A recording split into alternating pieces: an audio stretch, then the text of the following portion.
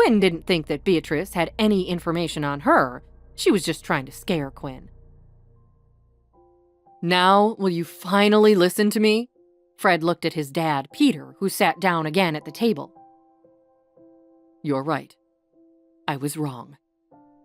Peter motioned to the butler, and a trio of waiters delivered delicious soup to the table, along with flutes of champagne.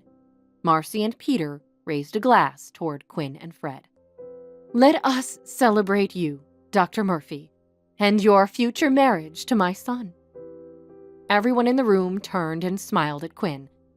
"Say, have we met before, Quinn? You look rather familiar," Peter told Quinn, who shook her head. "I don't think so. Maybe you've seen me around Roosevelt Memorial when I'm doing my rounds."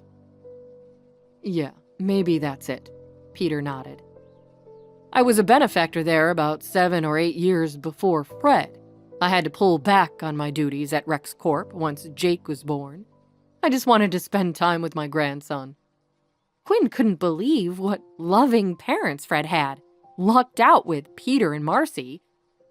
Compared to her childhood, it felt as if they came from 2 different worlds. Peter interrupted her thoughts. "Before my grandson was born, I donated all my money to the birthing unit at the hospital. It's so important to me to help our children and their mothers from the start." "I completely agree. The Roosevelt Memorial has greatly benefited from your generosity.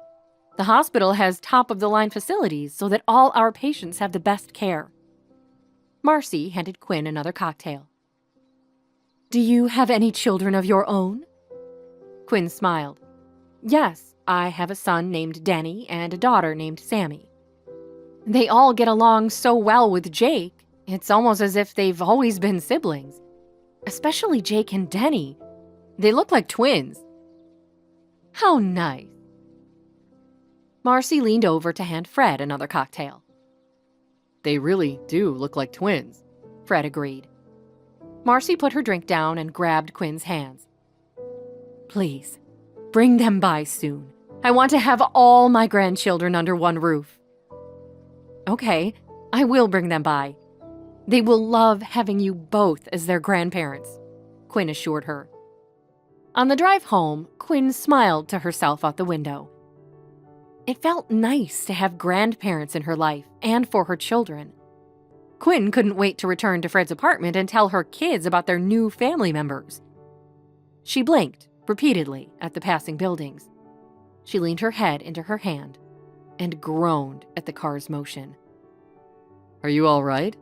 Fred leaned towards her. Quinn nodded.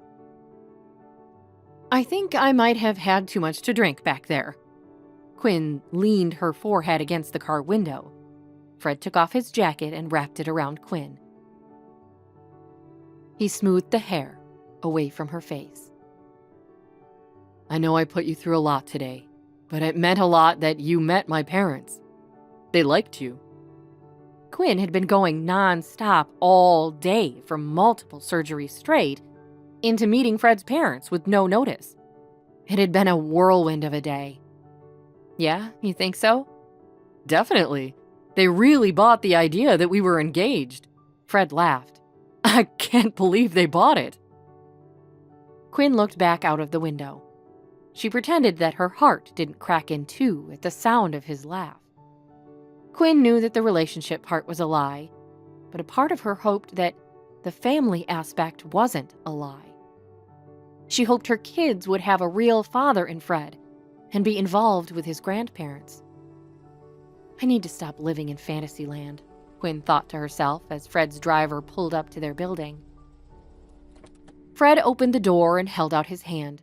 Quinn pushed his hand away. "We don't have to pretend anymore," Quinn told Fred. She missed the hurt look on Fred's face when she turned to close the car door. Quinn took a shaky step onto the curb. "Are you sure you're okay?" Fred asked, concern in his voice. Quinn tried to answer him, but the ground seemed to tilt, and her vision went black as Quinn collapsed.